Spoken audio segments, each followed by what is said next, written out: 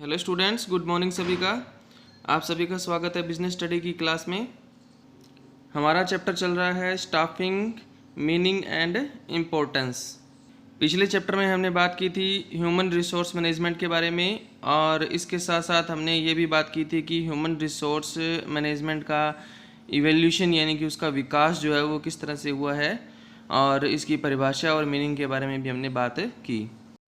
आज का हमारा जो टॉपिक है वो है staffing as a part of human resource management, यानी कि जो स्टाफिंग है वो ह्यूमन रिसोर्स मैनेजमेंट का क्या है, एक हिस्सा है, एक पार्ट है। तो किस तरह से ये पार्ट है, तो इसके बारे में हम डिटेल में बात करेंगे।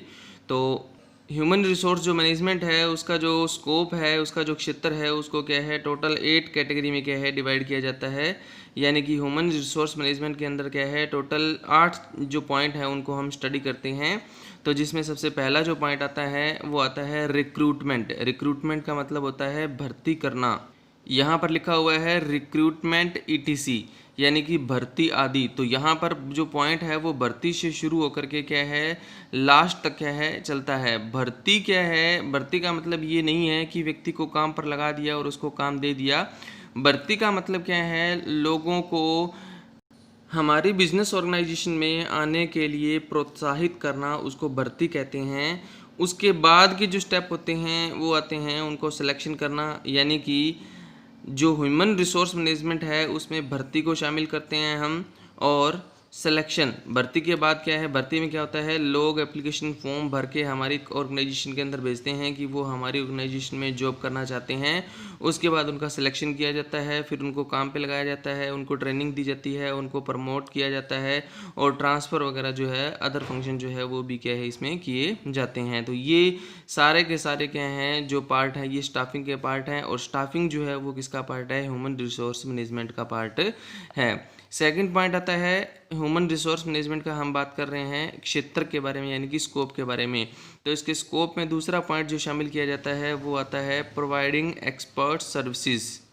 तो ह्यूमन रिसोर्स मैनेजमेंट क्या है, कुछ ऐसी सर्विसेज भी प्रोवाइड करवाता है जिसके लिए बहुत ज़्यादा नॉलेज की ज़रूरत होती है, बहुत ज़्यादा एक्सपीरियंस की ज़रूरत होती है, जैसे कि job evaluation, performance appraisal, negotiating with labour union, यानी कि काम का मूल्यांकन करना, फिर जो काम कंप्लीट किया गया है उसकी परफॉर्मेंस का मूल्यांकन करना, और जो दूसरी यूनियन है, लेबर यूनियन है, उनके साथ क्या है सौदेबाजी करना। ये भी क्या है एक्सपर्ट के तौर पे क्या है सेवाएं देता है। थर्ड पॉइंट हमारे पास आता है developing compensation and incentive plan, यानी कि ह्यूमन रिसोर्स जो मैनेजमेंट होता है वो कर्मचारियों के लिए, एम्प्लॉयज़ के लिए क्या है कंपनसेशन प्लान और इंसेंटिव प्लान जो है वो भी क्या है तैयार करता है, और टाइम टू टाइम क्या है रिसर्च करके उनमें क्या है सुधार भी करता है, और नई नई टेक्नोलॉजी है वो डेवलप करता है उनको रेमुनरेशन यानी कि उनको सैलरी देने से रिलेटेड। फोर्थ पॉइंट आता है हमारा, वो आता है कि जो भी कंप्लेंट्स होती हैं एम्प्लॉयज़ की, उन कंप्लेंट्स का सोल्यूशन करने का काम भी क्या है ह्यूमन रिसोर्स मैनेजमेंट का होता है। ये क्या करता है, कोई भी कंप्लेन आने पर क्या है दोनों जो साइड होती है, दोनों पार्टीज होती है, मान लो जो डिस्प्यूट में होती है, उनकी क्या है प्रॉब्लम को सुनता है और उनको क्या है बीच में मीडिएटर के तौर पे काम करके उनके डिस्प्यूट को ख़त्म करता है। फिफ्थ पॉइंट आता है हमारे पास, वो आता है providing for social security and welfare of employee, यानी कि एम्प्लॉई के लिए क्या है सामाजिक सुरक्षा प्रदान करना और उनकी योजनाएं चलाना, और कर्मचारियों के वेलफेयर के लिए, उनके कल्याण के लिए क्या है योजनाएं चलाना। इसमें कौन कौन सी जो पॉलिसीज़ हैं वो तैयार की जाती हैं, जैसे भर्ती से रिलेटेड पॉलिसी हैं, सिलेक्शन से रिलेटेड हैं, प्रमोशन से रिलेटेड है, या रिटायरमेंट से रिलेटेड जो पॉलिसी हैं ये क्या है तैयार की जाती हैं, जिसमें क्या है एम्प्लॉयज़ के बेनिफिट के बारे में क्या है सोचा जाता है। सिक्स पॉइंट आता है defending the companies in law suit, यानी कि अगर किसी पर्सन ने क्या है, किसी बाहर के व्यक्ति ने कंपनी के ऊपर, या किसी एम्प्लॉयज़ ने, बाहर के एम्प्लॉय ने, या जो ऐसा एम्प्लॉय जो हमारी कंपनी में काम करके गया है उसने क्या है कंपनी के अगेंस्ट क्या है कोर्ट में कोई केस कर दिया है, तो ऐसी कंडीशन में क्या है ये कंपनी को उन केस से क्या है बचाता भी है। और इसके साथ साथ क्या है सरकार के द्वारा जो एम्प्लॉयज़ के लिए जो कानून बनाए गए हैं, जैसे वर्कमैन कंपनसेशन एक्ट बनाया गया है या एम्प्लॉय स्टेट इंश्योरेंस एक्ट बनाया गया है, इन सभी को क्या है बिजनेस के अंदर लागू करने का काम भी क्या है ह्यूमन रिसोर्स मैनेजमेंट का होता है। 7th पॉइंट आता है keeping personal record. Personal record का मतलब क्या है, ह्यूमन बींग से रिलेटेड जितने भी रिकॉर्ड हैं कि हमारे बिजनेस में टोटल कितने व्यक्ति काम कर रहे हैं, कौन से डिपार्टमेंट में कौन सा व्यक्ति काम कर रहा है, अलग अलग डिपार्टमेंट में कितने लोग काम कर रहे हैं, उनकी भर्ती किस तरह से हमने नई अगर एम्प्लॉय करने हैं तो उनकी भर्ती कैसे की जाएगी, कैसे उनका सिलेक्शन होगा, टाइम टू टाइम ट्रेनिंग जो दी जानी है उनको कैसे किया जाएगा।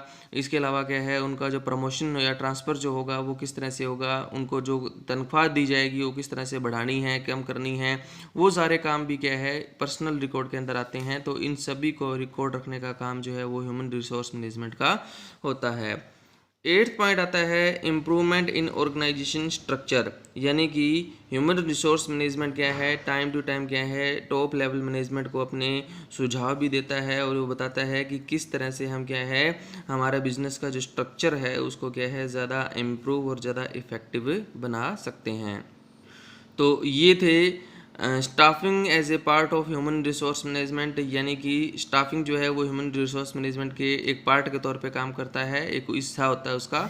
और इसके अलावा यहाँ पर हमने बात की कि किस क्षेत्र में जो है ह्यूमन रिसोर्स मैनेजमेंट के जो टोटल क्षेत्र है उसमें किन किन पॉइंट को शामिल किया जाता है। नेक्स्ट पॉइंट हमारे पास आता है स्टाफिंग प्रोसेस, यानी कि स्टाफिंग की क्या प्रोसेस होती है, किस तरह से हम स्टाफ को हमारे बिजनेस में नियुक्त करेंगे, तो कौन कौन सी प्रक्रिया होती है। तो सबसे पहला जो पॉइंट आता है वो आता है determine the requirement of man power, यानी कि जब भी हमने बिजनेस में क्या है नए कर्मचारियों को रखना होता है तो उससे पहले हम क्या करते हैं बिजनेस के विभिन्न डिपार्टमेंट में अलग अलग जो विभाग बनाए गए हैं उन सभी डिपार्टमेंट में हम क्या करते हैं ये पता लगाते हैं कि कितनी मैन पावर की रिक्वायरमेंट है, कितने लोगों की क्या है ज़रूरत है। क्योंकि कई बार क्या होता है एक डिपार्टमेंट में ज़्यादा लोग होते हैं दूसरे में कम होते हैं तो हम ट्रांसफ़र करके क्या है काम चला सकते हैं, लेकिन अगर सभी डिपार्टमेंट में क्या है ह्यूमन रिसोर्स कम है तो हम क्या है पता लगाते हैं कि कौन कौन से डिपार्टमेंट में कितने ह्यूमन रिसोर्स की क्या है कमी है, कितने मानव संसाधन जो हैं उनकी कमी है। तो उनकी कमी का पता लगाना और उनकी आवश्यकताओं का पता लगाना जो है वो इसकी स्टाफिंग की प्रोसेस का पहला स्टेप होता है। जब हमें पता चल जाता है कि हमारे बिजनेस में कितने ह्यूमन रिसोर्स की ज़रूरत है तो उसके आधार पे हम क्या करते हैं आगे नेक्स्ट स्टेप में जाते हैं जिसको हम कहते हैं रिक्रूटमेंट, यानी कि भर्ती। तो इस भर्ती के अंदर क्या होता है कि हमने डिफरेंट रिसोर्स जो हैं वो हमने क्या है ढूंढने होते हैं कि हम ह्यूमन रिसोर्स कहाँ कहाँ से हम क्या है अरेंज कर सकते हैं।